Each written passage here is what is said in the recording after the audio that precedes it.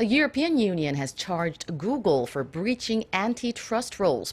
It also ruled that Google has unfairly made it a requirement for mobile phone manufacturers to pre-install Google applications on the phones, depriving consumers of a wider choice. Jong-hong tells us more. The EU claims Google is not competing fairly in the European market and has breached its antitrust regulations. The decision comes after a year-long investigation into some of Google's business practices related to the Android operating system and Google's applications running on Android.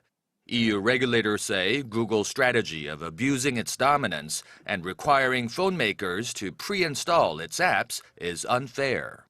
It is doing so by imposing unjustified restrictions and conditions on manufacturers of devices who's running Android mobile operating system, as well as on mobile network operators.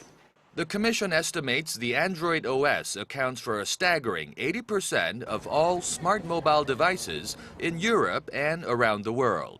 It argued that the tech giant was denying consumers a wider range of choice of mobile apps while stifling innovation. The Commission's decision could lead to hefty fines for Google, which is already facing EU charges for promoting its shopping service in internet searches at the expense of rival services. But industry analysts say the stakes are higher in the Android case, given that it raked in about $11 billion last year in advertising sales through apps such as Maps, Search, and Gmail on Android phones alone. Google has 12 weeks to respond to the charges. Jong-hong, Arirang News.